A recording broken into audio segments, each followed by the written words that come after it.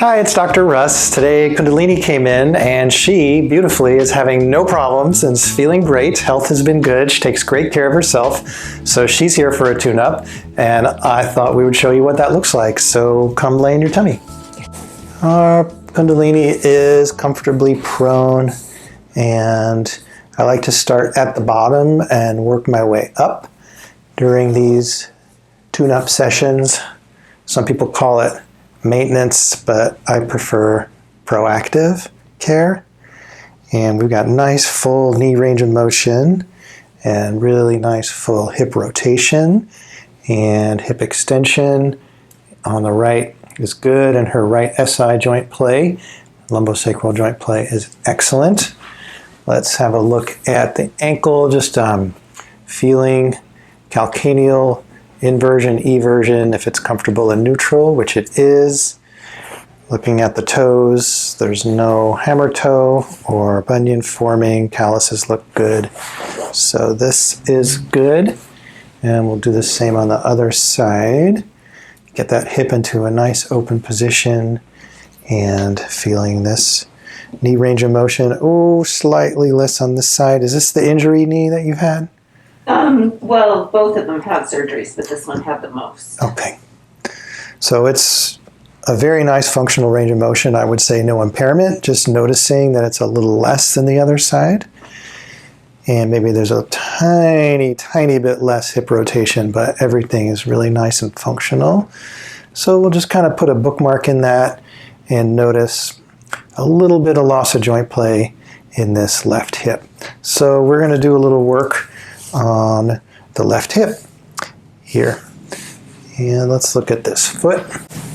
Calcaneus, talus, neutral is good. Midfoot, good.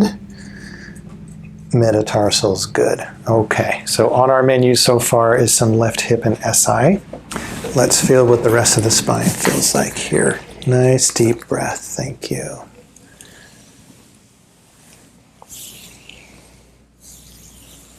We want to start skin level. It's nice to warm up the tissues a little bit. Get the brain used to being touched. We don't want to go for deep stimulation right away if we can help it.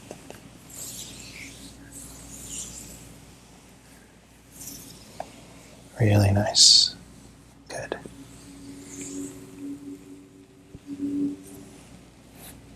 From this angle, I can really feel the insertions of the thoracolumbar fascia on the top of the pelvis, the quadratus lumborum, and the lumbar paraspinals, kind of in that order from lateral to medial. And what I'm feeling here is kind of tracking with what we felt before, little tiny trigger point activity in the glute max right there, just lateral to the SI joint.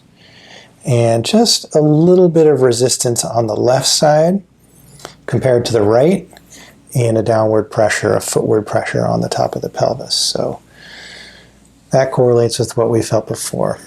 Okay, we'll check the lumbar spine and the thoracolumbar junction now. Deep breath. Yeah, I really want to feel these lower ribs expanding out to the side with a deep breath, which I do. And responding very nicely to a little bit of inward pressure. As she breathes in, it's like I'm taking my hands and just give them a little bit of a squeeze toward each other. And make sure that those ribs can move in expansion and contraction with the breath, which they do. So nothing else is jumping out at me here in the lumbar spine or the thoracolumbar junction. Come up here to the mid-thoracic spine. From either side, we can assess both sides. You can see really nicely her spinous processes right here. Good midline, nice symmetry, and nice muscle development on either side. I'm not getting a sense of any major asymmetry at all. You could see here on her right side through the lower trapezius, some little bit of bunchiness there, really barely at all. But we'll make a note of that. And as I run my hand up her spine, right along the paraspinal, right next to the spinous processes, I want to feel a nice consistent amount of resistance to this pressure. And this pressure is in and up a little bit, kind of along the plane of the joint in the thoracic spine. And if I feel anywhere that's really a lot more resistant, that's going to catch my attention.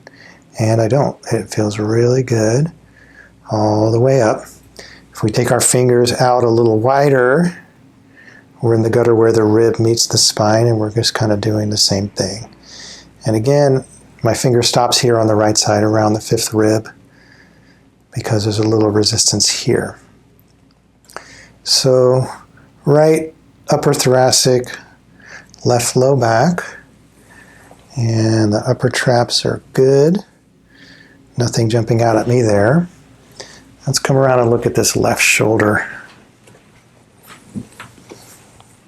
So the first thing that strikes me about it is how relaxed it is. She's not holding it at all. And I recalled that there was an injury to the shoulder a few months ago. It seems to be that's right. doing well. And feels really good. There's no resistance to traction, no resistance to retraction of the scapula. Everything there feels really good. So we'll just put it back in a comfortable position, and let's check the other side.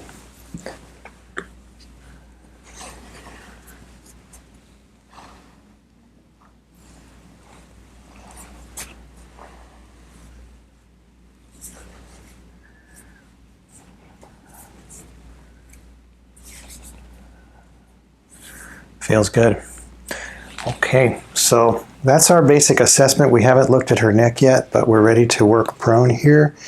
And we're going to start on this left glute. Right there. Let's get the table a little higher for me. There we go. And so here's our landmarks. Here's the top of the ilium here. So this is all gluteal fascia. So tiny little fold is skin. The next big fold is fascia, and if we were going to go a level deeper, that's muscle. So I was feeling the restriction. Here's her sacrum, the side of her sacrum right here. So that gluteus maximus muscle inserts in this whole arc. And usually where it has the most trouble is in this section right here. And that's true for Kundalini today.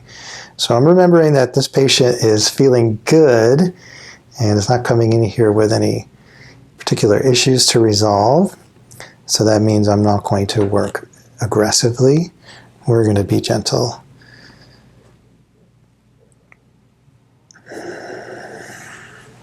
Oh yeah, I do feel a little tenderness there, actually. I didn't even know I had anything. Yeah. The word for that is a latent trigger point. It's there, and you don't feel it until someone pokes at it. And then you're like, oh yeah, that does hurt. Okay, and Glad you found it. yeah, that's my job. So let's come back around and see about that hip rotation now and that SI joint play. So the SI joint is feeling better. The hip is still a little sticky in rotation, right about there. So we're going to take sort of a gentle approach here to rotating our hip and helping the tissues, kind of inducing that elongation of the hip rotators as we go. Good. Good. Feeling, a little stickiness right there, and working our way down through the hamstring, the IT band, back to the knee. Good. Knee still feels good. Hip feels good. If we're going to work any more here, what we're going to do is feel the very tip of her tailbone right there. This is sensitive, so we don't want to use a lot of pressure, but we just kind of want to give it a little traction. So I'm on the sacrotuberous ligament, if you want to know, and I'm kind of just tractioning it up and out toward her shoulder. And this is not a structural adjustment. It's a really gentle ligamentous stretch, which can really help to open up the back of the hip. And sometimes people even feel that release all the way around and through to the front of the hip. Easy. Nice. Good. Okay. For the next piece, we want to work this. And now that we're here, I can even see a little asymmetry right here with this right fifth rib being slightly prominent. So to work ribs and shoulder, I want people on their side. So let's get you shifted onto your left side facing the door. So we've got her in my favorite side-lying position. She's holding the gown on herself. This right shoulder doesn't have any problem being in full abduction like that. So here's a matter of getting a sense of the rib cage and where the restrictions are. So this is the border of her rib cage in front right here. So with my fingers flat, not digging in, just grabbing the skin and the superficial fascia and pulling it up along the direction of the rib, which is up and out, and following that around. And we don't want to poke, and we don't want to create any tension here. But got my fingers on something here. So this is the edge of her latissimus dorsi muscle right here.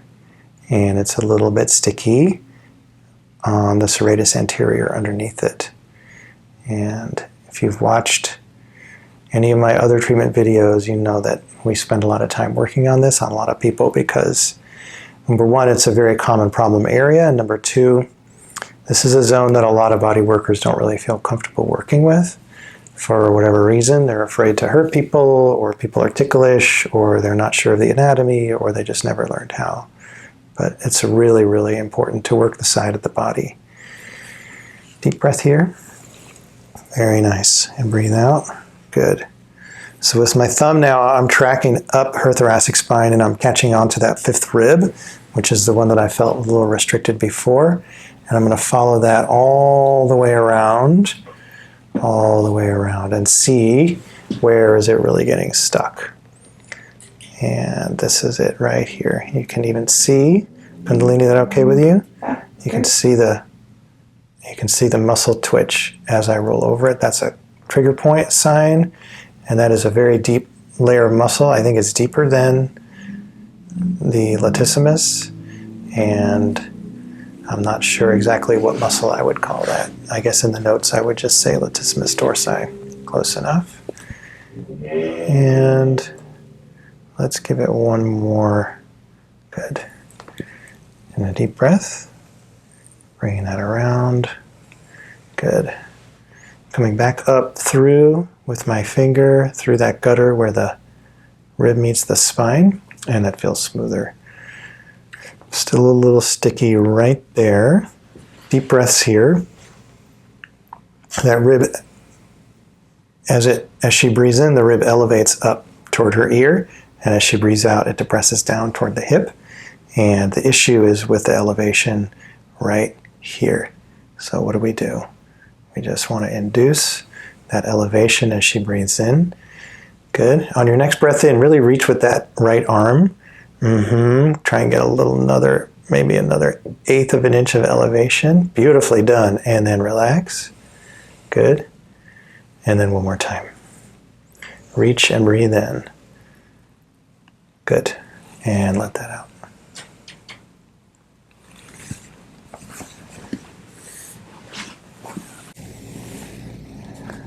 Easy, gentle, feeling the back line, the front line of the arm. Is there anything else catching our attention here in this extremity? The forearm. It's good. Feels great. Cool. Okay. Would you roll onto your back? Just like that. Okay. Here we go. Let's work the neck. Remember, she's asymptomatic, so gentleness is the watchword. Let's start with the general assessment, and we'll see if anything jumps out at us. What really jumps out at me is how nice and mobile everything is. Skin feels good, superficial fascia feels good. Feeling like, as I'm running my hands up, like I was in the thoracic spine, I want to know, is there anywhere in her neck, in her cervical vertebrae, that is, a little bit resistant to this gentle push forward and up. So my hand's coming up into her neck and then toward me. So forward and up. And if there's any resistance at all, it's right here on the right side. And it feels like it is not quite vertebra deep, but a little more in the muscle, just overlying the vertebra. So we do what we do, which is to gently mobilize, stretch that muscle, get some blood flow through, see if we can't induce that mobility and induce that position gently and guide that vertebra into a more peaceful relationship with its neighbors. Vertebral diplomacy is the way I like to think about it. Don't need to force it all the time. Sometimes it's more of a coax and more of a reminding of the body that this is an option. This vertebra can be in a neutral position, easily mobile, and give the neck a nice pliable but stable feeling. So I'm feeling like we're getting somewhere here, and this right side is becoming more amenable to my gentle forward and up push, and the tension is now translating up into the occiput and through the occipital fascia. So we're going to follow this line here, and nice, gentle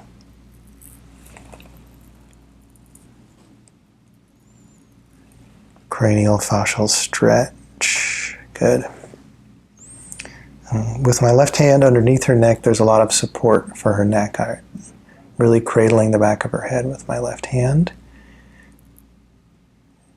And with my right index finger here, I'm giving a stretch to that temporalis muscle.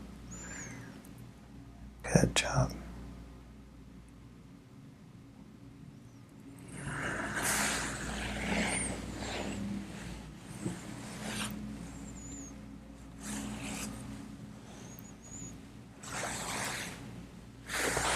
Now I'm coming around to the left side and feeling what we can feel over here.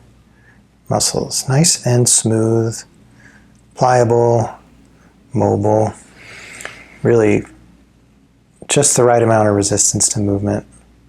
It's not too loose, but it's definitely not at all tight.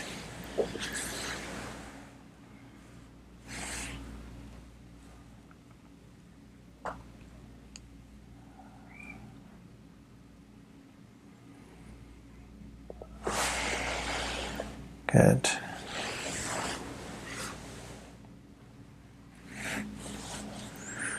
Let's work a little more on this right upper. Let me see what it feels like if I kind of get it close. Good. Can you drop your hands? Okay. Yeah, I'm going to give it a little nudge, okay? Mm-hmm. Take a breath, relax your jaw. Wonderful. Good job. Easy. So that adjustment was to the occiput on the right side, as that was the segment that was having the most trouble.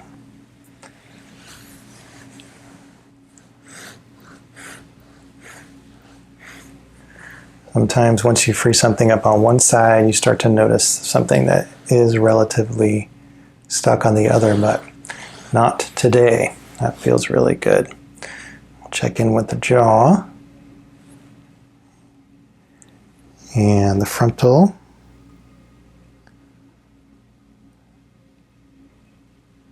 Feels really good. Maybe there's a little tension on the frontal bone right there. I'll give that a little bit of a mobilization. That skin and the fascia between the skin and the skull is so sensitive, but we're so used to our facial muscles tensing that we forget how much tension we hold at our forehead. So it's a nice little thing to do for people to work that out. It only takes a minute. And that's what a tune-up looks like. Thanks for coming in today. I appreciate it. Thank you. You're welcome. Great.